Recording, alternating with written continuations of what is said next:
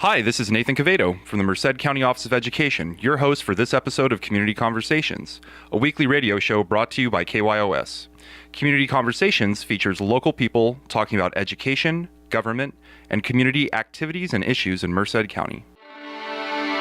Merced County's news voice since 1936. News Talk 1480, KYOS, Merced.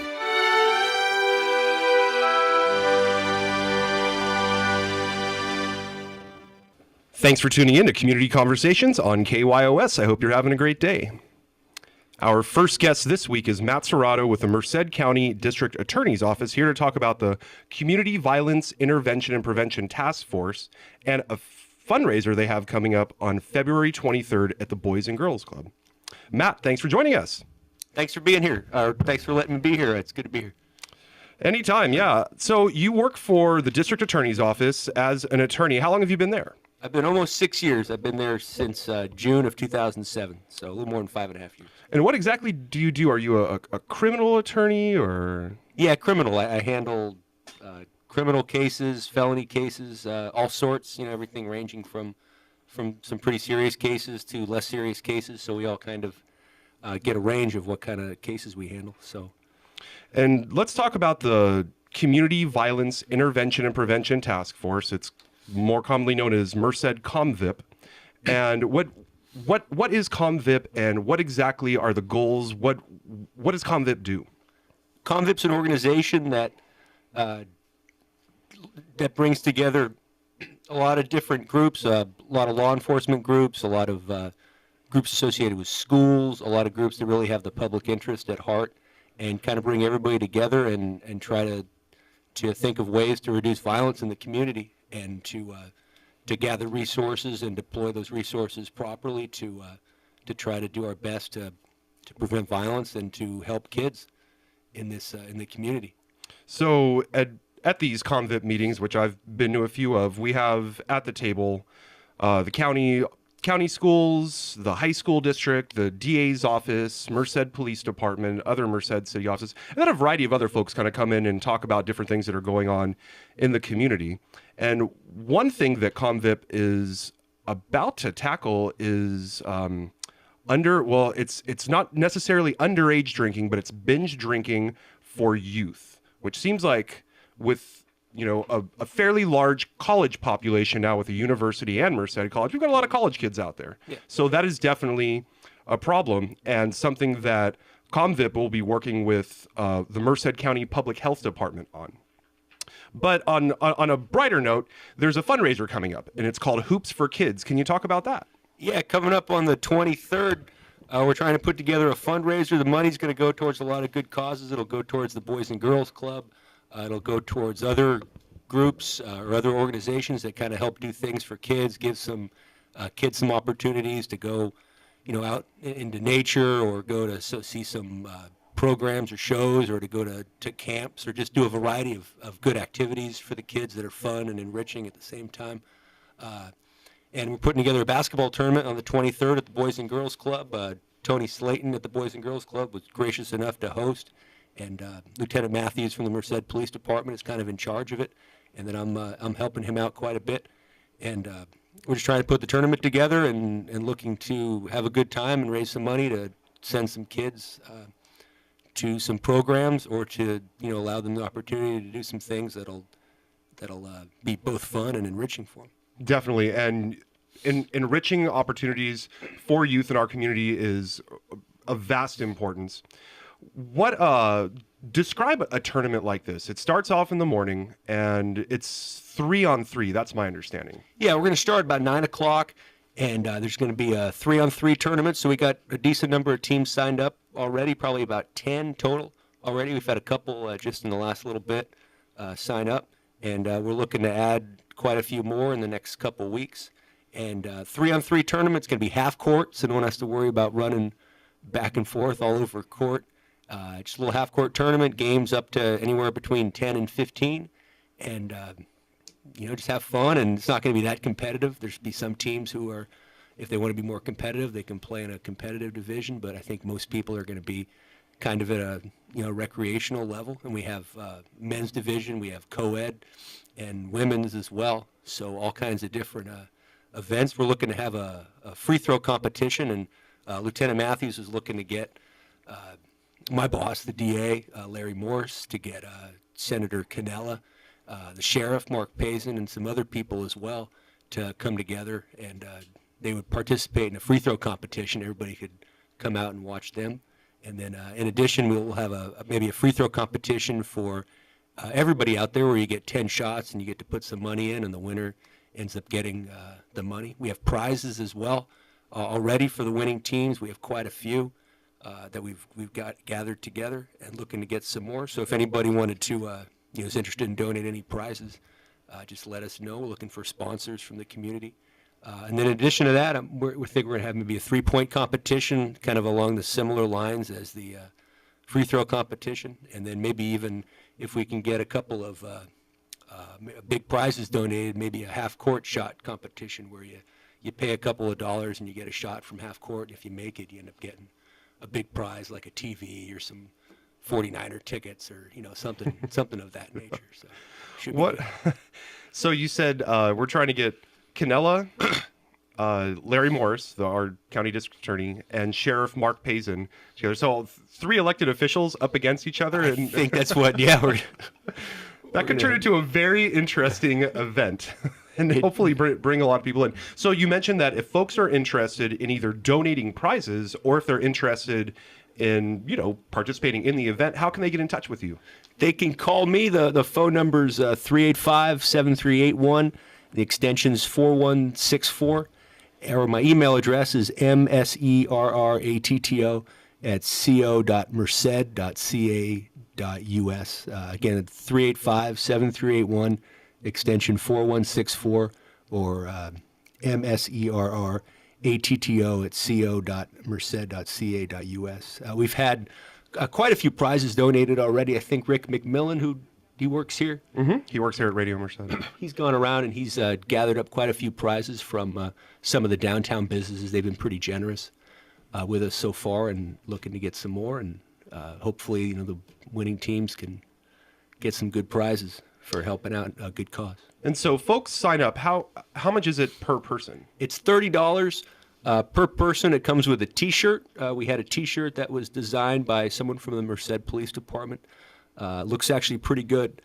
And so you get a T-shirt and you get prizes, whatever that be. So, and then a guaranteed number of games, or? Yeah, we'll have 4 games. We'll have an early round robin section, which will be at least 3 games. And then playoffs after that, which you'll get at least another game out of that. So 4 seems like plenty for me.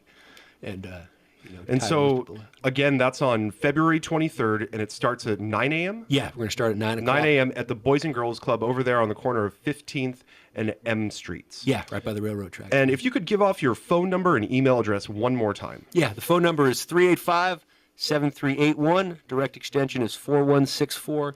And the email address is mserratto@co.merced.ca.us. All right, Matt Serrato with the Merced County District Attorney's Office. Thanks for joining us today. All right, thanks so much, Nathan. Appreciate it. Merced County's news voice since 1936. News Talk 1480, KYOS, Merced.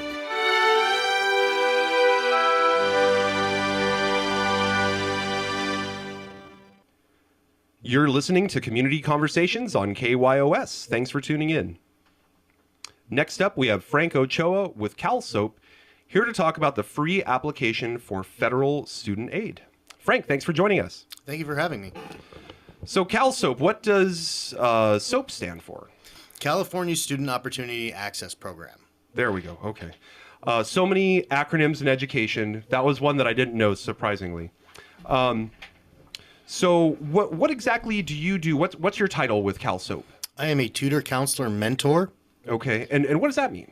That means I go into Merced High School. I'm actually assigned to Merced High School in English class there, sophomore English class, where I go into class and I help students with whatever they need, tutor, counseling, or just anything they absolutely need. We're there for them. And I know a big push has been this FAFSA, or free application for federal student aid. This is the first time I've ever read the acronym out loud. I didn't know that that's what it stood for, going back to all the acronyms in education. I understand that you and the CalSO program have been very active out at different high schools, interacting with students and parents. And what exactly is the message that you're out there to give these families? Well, our goal is to aid and assist low-income and first-generation students applying for college. We understand that paying for college is a concern and can be intimidating to first-generation and low-income families. So we're here to give them free resource.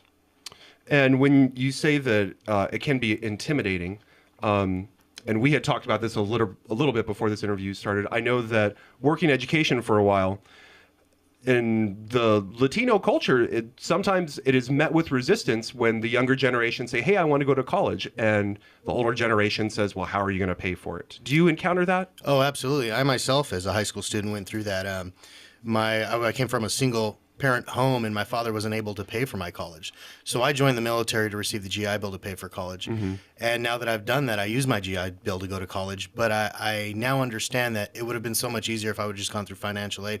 There are other avenues for paying for college. And talk about that a little bit. What are some of those avenues for folks who are completely unfamiliar with this system? There's grant money out there. There's other help for students. Absolutely. The first one we'd like to cover is the FAFSA, the Free Application for Federal Student Aid. What that is that's money that you do not have to pay back. That's the government's going to give you money to go to school. You can use it for your gas, your rent, your tuition, whatever you need. And that's money you do not have to pay back to go to school. And I'm looking at the flyer here. It looks like people need to bring a couple things. Okay, yes, absolutely. And what are some of the documents that they would need to bring to one of these meetings? Well, we're going to need a Social Security card for themselves and their student. Parent Social Security card, of course. If you have an alien registration number, please bring that if you're not a U.S. citizen. Your 2012 income tax information, your parent's 2012 income tax information. Previous year taxes are okay for now if you haven't filed for this year yet. Any records of untaxed income such as welfare benefits, Social Security benefits, or child support payments, and of course a list of colleges you're interested in attending. And so you'd bring all this information to one of these meetings, and then what happens? So these workshops, we have these FAFSA workshops where we ask the families and the students. Of course, the students can come by themselves or the parents can come by themselves if they'd like, for seniors to fill out the FAFSA or the free application for federal student aid. So when they come in and they bring this information, we'll sit down with them at a computer. We have a computer bank there at 732 West 13th Street, the MCOE building, the Wolf Educational Center. We'll sit down at this computer bank with them and actually go through the FAFSA step by step and fill it out with them. It takes between 20 and 30 minutes, and then the student will be applying for federal student aid. And you've had how many events? Thus far, we've had 12. We typically go into the high schools the day before we'll do a workshop, and we'll go into the seniors' econ classes, their economic classes. We're targeting the seniors that are going to be going to college next semester, but we will help any first-year students that are applying for college. So we let them know that we're having a free workshop. Bring your folks. Don't bring your folks if you want. Please come down, and we'll show you how to go through the FAFSA and fill it out. And those are all those over at the school sites? The actual visits where you guys have put on these workshops? Typically, the workshops are not interactive. We've been going through a PowerPoint presentation. Fortunately, some schools are equipped with computer labs, and we were able to sit down and complete FAFSAs with those parents and those students. The ones we're having on the 12th and 13th at 5:30 will be interactive. We will be sitting down at computers and filling them out. And that's at the Merced County Office of Education Wolf Center. So that's not at the main complex there on the corner of 13th and M Street. It's a block over. Just right next 13th right and next N? door. Yes, Yeah, 13th and N. 13th and N. You guys are right over there. And you have a computer lab there. Yes, sir. So you have a computer lab there. And there's two opportunities, Tuesday, February 12th and Wednesday, February 13th. And it starts at 5:30. Yes, sir. And so folks are asked to bring all that information that you had listed off earlier, which would be the Social Security card or alien registration number, 2012 income tax information. And boy, if you've got that done already, I applaud you, because I remember that that always takes me a little while to complete. And then other records of untaxed income or Social Security benefits. And what is the main question you get asked, or what is the biggest problem that parents have, or the, I guess, perceived problem that parents have when they go into a workshop like this? I believe they're just unfamiliar with the process. They probably, since we're targeting first generation students, the parents probably haven't filled out a FAFSA before. So they're also intimidated, not knowing what's going to be asked of them. It's pretty simple, actually. There's not too much in depth. So we go through that with them, make it comfortable for them, and just try to get them through the process. We also, by filling out the FAFSA, you're also filling out Cal Grants, applications for the Pell Grant, the Board of Governors Grant, which is the BOG fee waiver, which will actually waive your tuition. It'll come right out of your financial aid, so you don't have to pay anything initially out of pocket to get into school. So that's what we're trying to inform them. It's more of informative. So we just want them to know what the possibilities are and what they can do. What about a phone number? Can they give you a call at your office? Oh, absolutely. We can be reached at 381-5909, and that's a 209 area code. And that's 209-381-5909. If you'd like to set up an appointment, please do. We accept walk-ins, but we prefer appointments. If you'd like to make an appointment to come in to fill out an application for FAFSA or even a college application, we can help with that. So your main mission is to help students go to college? Yes, sir. Okay. Absolutely. Get a higher education. How long is this push to help students and their families fill out this FAFSA? How do you guys start in October and go until March, or how long do you go for? It starts January 1st, and the Cal Grant deadline is March 2nd. So we're really trying to get done before March 2nd so they can be eligible for those grants. Okay, so we got a couple of weeks here then. Yes, sir. All right. Let's see. We've got just another minute or so here left. Anything else you'd like to add? For those parents who haven't filed taxes for this year yet, don't worry. We will put will file and we can readdress that. We do suggest that parents and students start the FAFSAs as soon as possible. This way, if they have any questions or any roadblocks when they come in, we can help them overcome that a lot faster. And hopefully that's reassuring to people, just to hear that if there are issues, you guys are there to help them, to educate them on some of the issues that there might be, or to just show them some things that they had not known before. So again, we have 2 upcoming workshops, Tuesday, February 12th and Wednesday, February 13th. That's at 5:30. Go till about 7:30. That's at the Merced County Office of Education Wolf Center on the corner of 13th and N Street, not at the main complex, but right next to it, in room E2. And Frank, those are absolutely free. We forgot to mention that, but these are free services provided through Merced County Office of Education CalSOAP program. So we are proud to announce that you will not have to spend any money to come, and we will help you for absolutely free. Not a dime. Free that's one of the best words you can hear. Well, thanks so much for joining us, Frank Ochoa with the CalSOAP program. Thank you very much. Merced County's news voice since 1936. News Talk 1480, KYOS, Merced.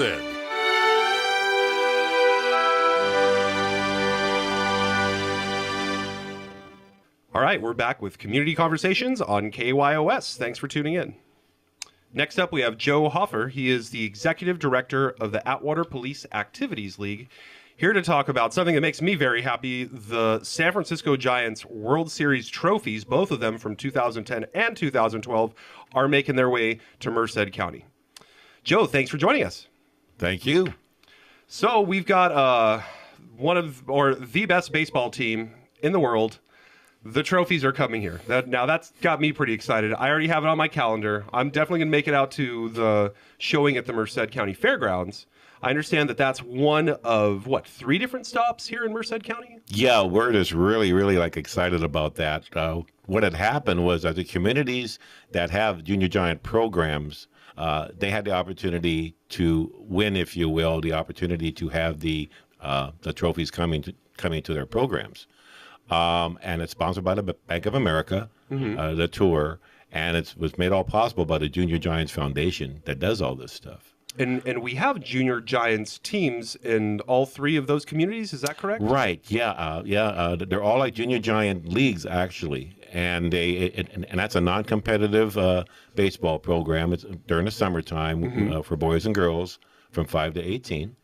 And it's really not just all baseball. It's educational program. They've got a reading program which is part of the Junior Giants.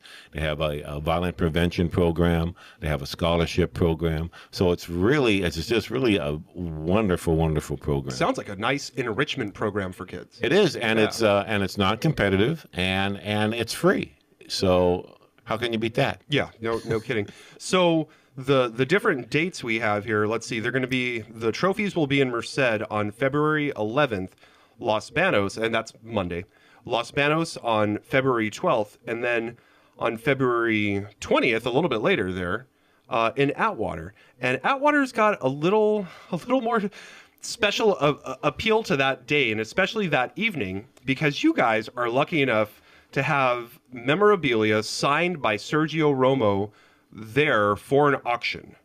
Yeah, I mean, that just blew my mind. I mean, first of all, like you said, the San Francisco Giants and then having Romo stuff, holy cow. That was just incredible. And how exactly you told this story right before the interview. I'm going to ask you to tell it again here. You were at a meeting talking about this, and how did this all happen? Well, we were at a meeting to organize the World Series trophies, so how we're going to put them and all that stuff, kind of a logistics meeting. Mm-hmm. And there was this lady that was in the group that Jeff Hammer, our commissioner, knows very well. And we're talking about the other venues having their trophies there prior to us, Mm-hmm. and again, all of these venues are asking for a small donation for their local Junior Giants program. Right. And so we're saying, okay, all these guys are ahead of us, so gosh, is there anything else that we could possibly do? They're all bigger communities too, Merced and Los Banos. Right. So this lady says, well, how about if I call up Sergio? And I kind of look at her and I go, Sergio Romo? And she goes, yeah. And she leaves the room, comes back, and she's got him on the phone. and I'm looking at her. Everybody in the room's jaw just dropped except for Jeff Hammer, because again, he knew that she was the aunt of Sergio. So she hands the phone to Jeff Hammer, and Jeff was just, astounded. He was sweating. I thought he was going to have a heart attack, the poor guy. And it was just so exciting. And then sure enough, he said that he would be more than happy to donate his personal items along with some World Series stuff to us for a live auction, which is going to be around 8:30 after the showing of the trophies. And that's at the Atwater Community Center there on Bellevue? Bellevue. It's 760 East Bellevue is the address. Okay. So it was just totally excited about that. And he has something that's going to be kind of unique too. There's probably other unique things. The ones that he had told us about originally was the stuff he already had in Arizona, where he was during the phone call. Uh-huh. And he said he would go back to San Francisco and get some other stuff for us. Well, one of the other stuff is actually going to be a champagne bottle that was actually popped during the World Series celebration. Wow, that's pretty unique to have that. Yeah. And I'm looking at the flyer you handed to me earlier, and these are some of the items that are going to be for auction. That's correct. Uh-huh. Okay, and it looks like we've got a couple of shirts, maybe some sweatshirts, a hat. It looks like a World Series hat. And there's a champagne bottle. Right. Yeah. Incredible. Wow, so that's pretty phenomenal. So again, that is Wednesday, February 20th, and you said about 8:30? Yeah, we want to make sure that the folks get a chance to see the World Series trophies. The auction items will be in a separate room, and as you're waiting in line, you will have the opportunity to view them to see what you might want to bid on. Boy, make sure those are well guarded. Oh yeah. Those are Actually, we will have police officers on scene along with our police cadets, and actually some of our Junior Giant coaches.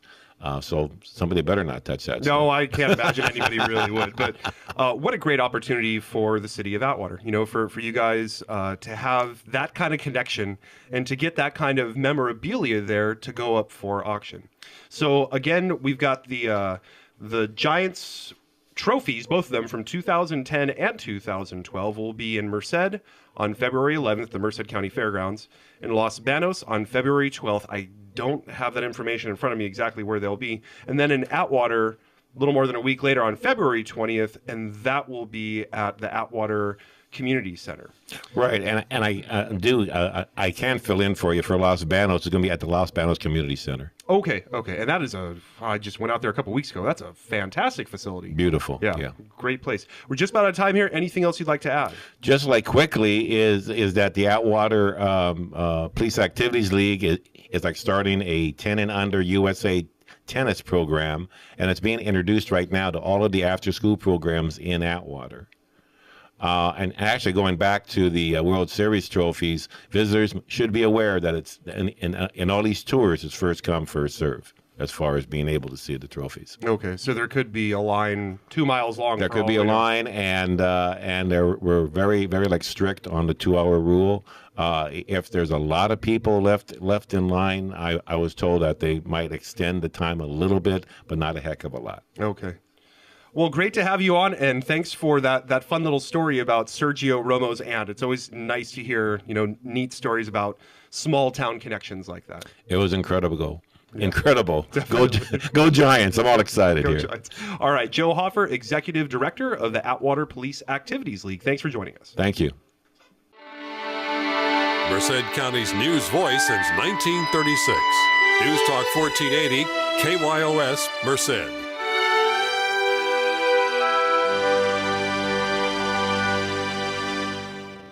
Thanks for tuning in to KYOS. This is Community Conversations. Our next guest is Bob Taniguchi, board member with the Livingston Merced Japanese American Citizens League, here to talk about the Day of Remembrance event on February 16th at the Merced County Fairgrounds. Bob, thanks for joining us. Thank you for having me. It's a pleasure. I've seen a lot of footage working for the County Office of Education that METV, our Merced Educational Television, did in the whole process of the Japanese American Citizens League monument out at the fairgrounds. And wow, that was quite a process. I learned a lot watching interviews from folks here in Merced County. It seemed like a lot of them were from the Livingston area. Absolutely, they were. And learned a lot about a time in American history that I bet a lot of people are not proud of. Absolutely correct, and that's really the reason we hold this. On February 19th, 1942, Roosevelt signed Executive Order 9066, authorizing the internment of 120,000 Japanese Americans. They were given this order to vacate whatever, and around here it was their farms, and the West Coast it was businesses or jobs, and told to report to 21 assembly centers, and the Merced Assembly Center was one of those 21. And that was out at the Merced County Fairgrounds? Out at the fairgrounds. Okay. And at that time, that was May of 1942. There were 4,669 total that checked into the Merced County Fairgrounds. And they stayed there for 3 months, and then they were shipped to Amachi, Colorado, which is remote southeastern Colorado. They stayed there for the remainder of the war. Luckily, they came back here and they had their farms to go to. But the Japanese American Citizens League, the national organization, said, you know what, this is probably the only important day for Japanese Americans is this February 19th. So we want to celebrate's the wrong word, observe this time period when we can basically remind Americans that this happened. 120,000 people were interned illegally, and basically it was because of prejudice and wartime hysteria and lack of political leadership. And I think all three of those are huge reasons why that happened. Absolutely. And as you mentioned, we started this project in 2008, the memorial anyway. It was dedicated in 2010, all documented by MCOE. And we've gotten a documentary out now called Injustice Immortalized, the Merced Assembly Center project. And yeah, that's on sale. We'll have that on sale at the dinner. So we dedicated in 2010, February 20th, 2010. 2011, 2012, we had really good crowds. We had 850 for our dedication dinner. Wow, that is a really good crowd. And we had about 1,500 people attend the entire dedication. And then 2011, it tailed off to about 325, but that's still a good crowd. Last year we had 275, and this year we expect about 250. And the theme this year, that's February 16th, out at the Pavilion Building. By the way, it costs $45 a person. It's open to the public, and social hour begins at 5 o'clock with dinner at 6. The theme this year is Nikkei baseball, and we have I'm fairly good friends with our guest speaker. His name is Dr. Sam Regalado. Sam is a history professor out at Cal State Stanislaus, and Sam has written, I think, 3 or 4 articles, but his latest book called Nikkei Baseball is coming out. It will be on sale at the dinner, and he'll be able to autograph it for anyone who wants to come. But baseball was one of the things that kept people sane in the camps. They played baseball locally before the camps, and had leagues all over the place. And once they got into camp to pass the hours away, they played baseball.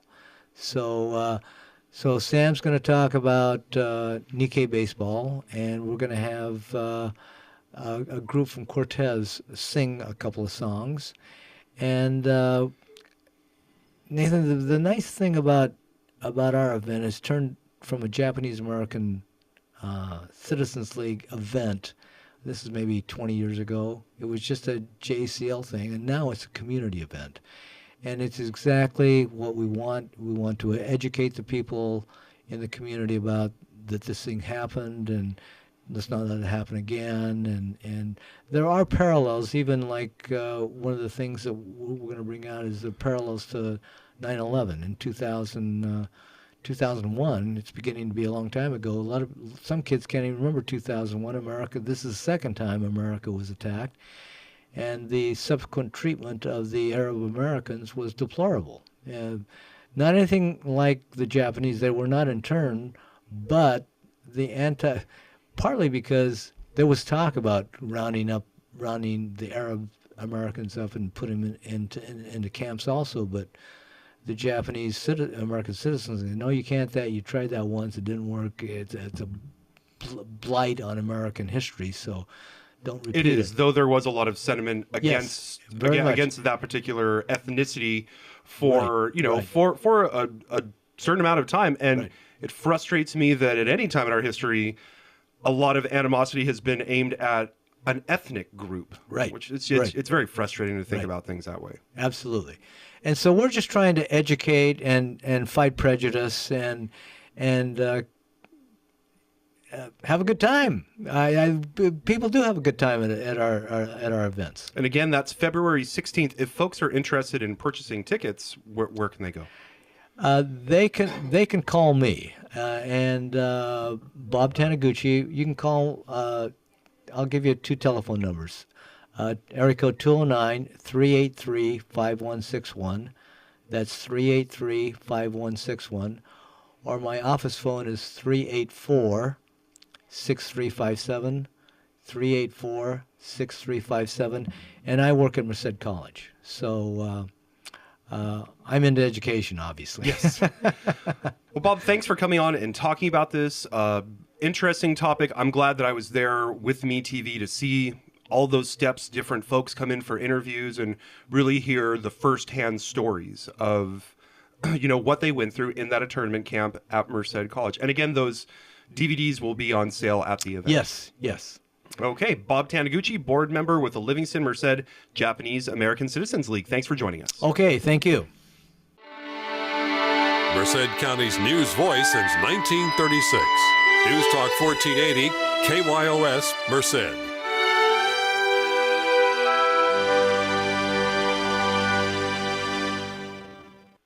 We're back with Community Conversations on KYOS. Thanks for tuning in. Next up, we have Jeff Hoff, Advertising and Creative Director for the Dodge Ridge Ski Resort, here to talk about some cool stuff going on up there. I should say cold, because it's probably pretty cold up there, Jeff.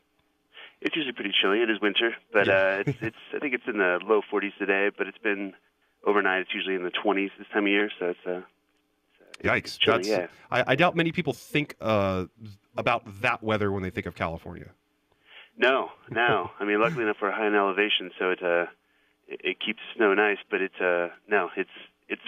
quite a if you're up here in the summertime, it gets into 80, 90, 100 degrees at times. But yeah, we get all the seasons up this way. Quite a drastic difference there. And for folks who are unfamiliar with Dodge Ridge Ski Resort, if you drive up from the valley up 120 to Sonora and then continue on 108, you'd take Pinecrest and then go up that way. Am I correct? Yeah. We're about 30 miles east of Pinecrest. I guess it'd be just straight east of the Bay Area and above Sonora. And Sonora, 30 miles east of Sonora. Yeah, we're about 3 miles from Pinecrest. Though. 3 miles from. Okay, I was going to say you guys are Pinecrest, not that far. So what are some of the upcoming activities you have going on there at Dodge Ridge? So we have an event that we've started doing now for a number of years. It's actually called the Habitat All Mountain Challenge. Mm-hmm. This is a fundraising event that we have for Habitat for Humanity of Tuolumne County, which we're a big supporter of. Basically, what it is 3 days: Friday, March 1st through Sunday, March 3rd. We have ski and snowboard downhill races for all ages, along with cross-country ski and snowshoe races for all ages as well. As part of the festivities, that same weekend, if you're not interested in racing, we've got on Saturday, March 2nd, we'll also be holding the Food and Fire Festival, we call it, this includes our annual Taste of Tuolumne event. There's beer and wine tasting, along with food sampling from showcasing some of the best restaurants and food culinary arts groups up here in Tuolumne County. And that night, actually, we follow everything up with a free fireworks display for anybody who wants to come up here. So whether you want to compete or whether you want to just enjoy the festivities or you just want to come up and go skiing and snowboarding anyways, it's actually a great weekend to be up here. There's a lot of stuff going on, and all proceeds go to benefit Habitat for Humanity of Tuolumne County. So it's good all the way around, March 1st through 3rd. So you said there's beer and wine tasting. Let's talk about that for a second. I'm a craft beer fan. What do you guys, you have what? You got the brewery in, what is it, Arnold or Long Barn? What am I thinking? Snowshoe. So, Snowshoe, no. So there's a number of beer vendors up this way who, bring, their full variety of different labels. There's a greater supply of wineries up here, actually, in the Tuolumne County, Calaveras County area. Okay. And they come up here as well. So a little bit of diversity of everything as far as beer and wine goes. As far as the vineyards being in this region, that's definitely a big selling point for a lot of the wines that we have to taste. So you guys also have Mammoth Brewery, which is not close to you, but I've seen those beers up there, and that's a pretty good one. If you ever see it, check it out. Yeah. Okay, so and you had mentioned before we started the interview about reduced price lift tickets. So we have our tickets here at the ticket window. Adults are $64 usually, which is already a pretty cheap price if you've skied anywhere else in California recently. But if at participating Save Mart and Lucky grocery stores, there's about 70 different locations that are participating everywhere from the Bay Area down to the Central Valley. Adult ticket would be $54. Teenagers can get a ticket for $46. Children 6 to 12, $15. Seniors are only $20. Just really inexpensive lift tickets. Just kind of giving everybody an opportunity to save a few extra bucks, even if they still want to go skiing and snowboarding. It doesn't have to be unattainable. So. And what are some of the stats for your facility? How big is it? How many folks can it accommodate?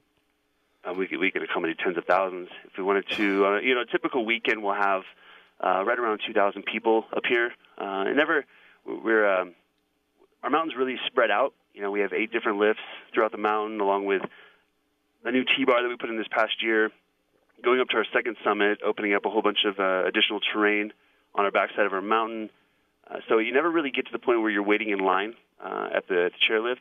So it's just because of how spread out it is. Mm-hmm. So it's as far as terrain's available, we have everything from black double diamonds down to beginner terrain, and whether you love miles and miles of groomed runs or powder days in the trees, it's pretty much everything you could possibly want. So as far as terrain is concerned, yeah. And you guys have a website folks can visit. Yeah. Basically anything you want to find out about any of our lesson programs, ticket prices, any events we have going on, dodgeridge.com. Or you can even give us a call. We're here 7 days a week. Phone answers 8 to 5, 965-3474. All right, we're just about out of time here. Jeff, any final thoughts? Yeah, actually, for anybody else who's ever concerned about driving up here as well, we also have a program through Ptolemy County Transit. Actually, they offer a ski bus. It's $10 round trip from Sonora up to Dodge Ridge. That last 30 miles. If you don't feel like driving in the snow, just hop on the bus, take a nap. You end up right at the, getting dropped off right at the lifts. You don't have to park a car. You don't have to, go through all that hassle of driving in the snow and chaining up. Their number is 532-0404, area code 209. And, $10 round trip from Sonora to Dodge Ridge, and actually there's many stopping points throughout the trek between. So that's a really cool option, actually. And you can go to dodgeskibus.com to find out a little bit more about that as well. So. You're right, too. Once you get past Sonora and start getting up the hill, it can get pretty hairy if it's been snowing a lot. Yeah, and I don't blame people for being a little concerned about it at times. It's it's not something you want to take lightly. You obviously want to be safe, so why not just get rid of the hassle of it and enjoy yourself? So, all right, the goal, anyways, isn't it? So. Yeah. Right. Well, thanks so much for talking with us about some of the great events you've got going up there at Dodge Ridge Ski Resort. Thank you very much. All right, Jeff Hoff, Advertising and Creative Director for Dodge Ridge Ski Resort. Merced County's news voice since 1936. News Talk 1480, KYOS, Merced.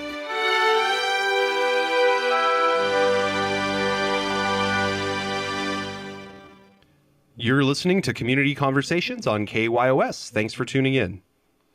Our next guest is Mary Bigelow with the United Way of Merced County, here to talk about some of the events surrounding the Merco Cycling Classic. Mary, thanks for joining us. Hi, nice to be here.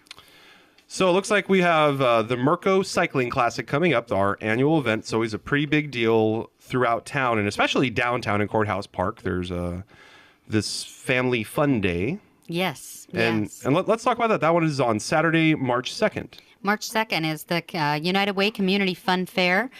This year we have EECU will be sponsoring the Breakaway Zone, which will be featuring bounce houses and slides and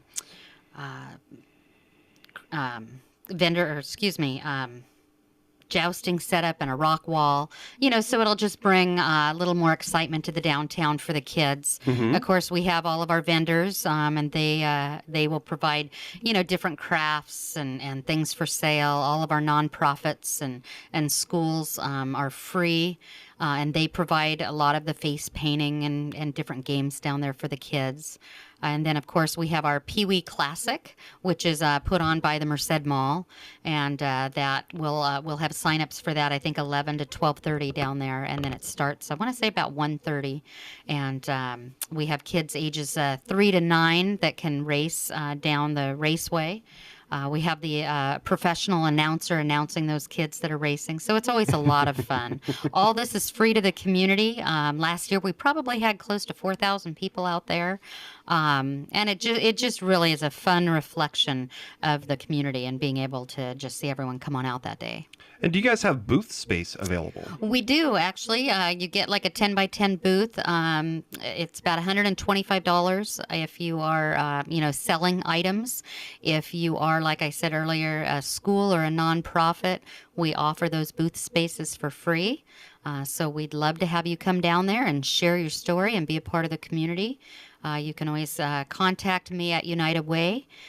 Or you can go to, I have 2 different websites. You can go to the topsportcycling.com, or you can go to unitedwaymerced.com, and that has information, and it has my contact information also. And it looks like we have a new event this year. We do. And this one looks pretty darn interesting. It's going to be fun. It's going to be a lot of fun. MID put together a tricycle race last year just within their organization, and it raised a lot of money for United Way. It was a lot of fun. And they really wanted to look at expanding and challenging different businesses outside of their own. And so when we were looking at a good time and venue, it just so happened that the Merco Cycling Classic was a good time. So we have put together a tricycle race. It will be 36 teams, 3 teams every 15 minutes. The cost for that is $150. There's 4 team members per team. You will each will go and do a lap, and then there are different things that you have to do as you get off the tricycle. It's all included in the instructions that I have here. You'll do things. Well, I'll let you read it. I'm not going to go through everything. It kind of gives it away, but it's a lot of fun. And there again, you can go to both of those websites and pull that up. And it's just a great way to raise money for United Way. Tricycle is provided. We will have helmets that are available, but one of the prizes is the team that has the most spirit. So a lot of them may want to get matching helmets or decorate their helmets in a way just to show their team spirit. So it'll be a lot of fun. 36 teams too, huh? 36 teams. Yeah. Wow. So I can't remember the last time I've been on a tricycle. Maybe I'll see if we can try to put a team together here. Well, when we went and did a little bit of research, we looked at other tricycle races that have been going on around the United States, and every one of them showed adults like you and I on these, and they are doing it, and they're having fun, and they're racing around, and they're raising money for that cause. So, wow.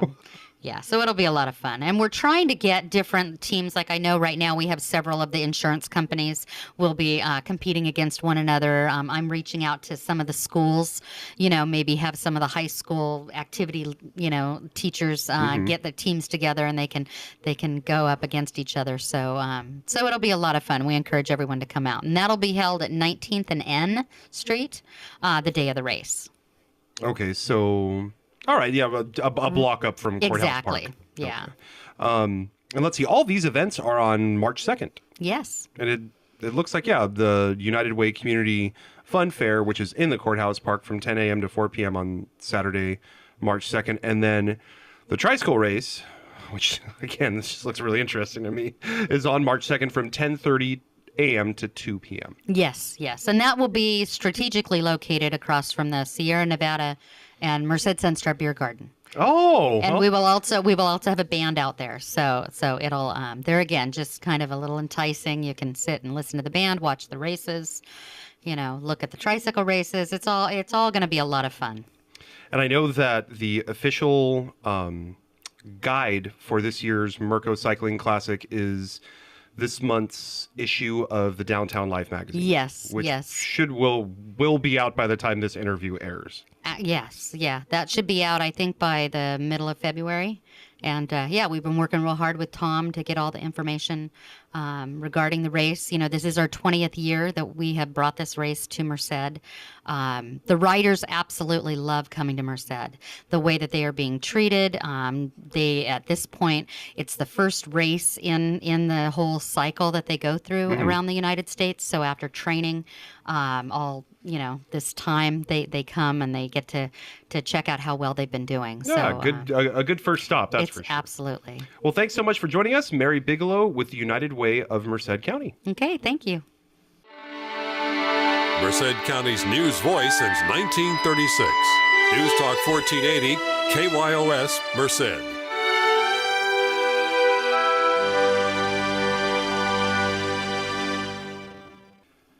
All right, we're back with Community Conversations on KYOS. Thanks for tuning in. Next up, we have the Reverend Don Ramsey with St. Matthew Baptist Church here in Merced, and he's here to talk about the city's ceasefire program. Reverend Ramsey, thanks for joining us. Glad to be here. So if you could, I mentioned it very briefly there, the city's ceasefire program. There was a meeting at City Hall here in Merced, maybe a couple months ago. November the 28th. Okay, so yes, end of November there, and there were a few representatives from Sacramento who came down, and they talked about their ceasefire program. Can you describe that? Sacramento's ceasefire program is 3 to 5 years young. They begin just like we are attempting to begin ours. They now have 15 churches that are in direct support of their Night Walks program. Now, we have to understand that the Night Walks program is an part of the ceasefire, Boston ceasefire program as a whole. Although it functions kind of independent from the ceasefire aspect, ceasefire does what ceasefire does in the sense that they have multiple things that they do. Our major focus is walking those blighted areas that have been identified as infested with youth gang violence. Right. So Sacramento is doing that in an abundant way.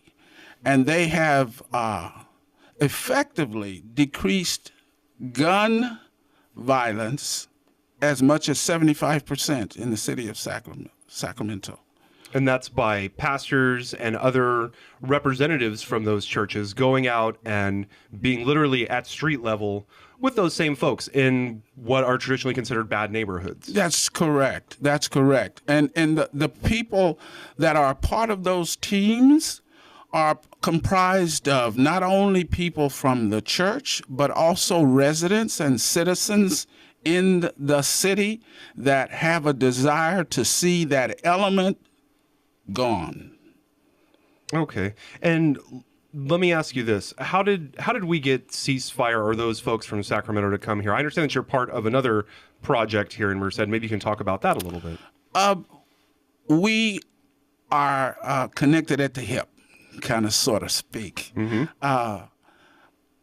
We are a part of, and I am a part of, Merced Organizing Project, which is MOP as an acronym. And Sacramento is SAC-ACT, okay? And that's just their acronym.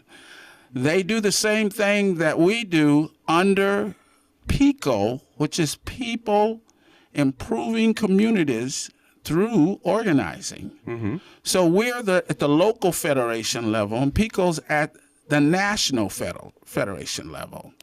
And we're directed by PICO how we should put programs in place.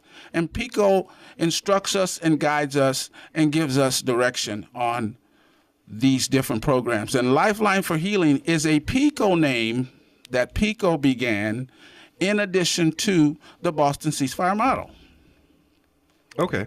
And so for folks who are completely unfamiliar with this, there's a meeting on February 21st at 6 p.m. at St. Patrick's Church on Yosemite Avenue. Correct. And you're going to talk about ceasefire, or what's this meeting look like? This meeting is going to be a training and education meeting. We're going to have the police department in the room who are going to give out do's and don'ts when walking the streets and walking the streets in a group. And I'm going to also give out instructions on what we should do and what we shouldn't do when we are a part of a group as the Night Walks and those clergy groups. And open to the public. Anybody can attend this meeting. Yes, they can. Now, I'll have to stipulate that anybody that is desirous of being a part of this effort must receive this training. They cannot walk with the groups if they do not receive this training. This is a mandatory training. So they can't just show up the night and then hop on board with you guys. No, they cannot. Do you have, excuse me, do you have any identifying, like perhaps T-shirts or something that you plan on wearing so that folks will know who you are? Right. We will have T-shirts, and it will say on the front, it will have a teardrop emblem that has love written in it. And it basically, I can't say what that love means, except that it's supposed to be eliminating the evil element. And on the back, it's going to say, stop the violence. All right. And we just have a few seconds left here. If folks are interested in learning more about the Merced Organizing Project or the ceasefire program, who can they contact? They can contact me at myck2497 don, D-O-N, @gmail.com. All right. And again, that meeting, The ceasefire program meeting is February 21st at 6 p.m. at St. Patrick's Church on Yosemite Avenue. And food will be provided since it's during that evening hour. There you go. All right. Well, Reverend Don Ramsey with St. Matthew's Baptist Church and the Merced Organizing Project, thanks for joining us today. Thank you so much. Merced County's news voice since 1936. News Talk 1480, KYOS, Merced.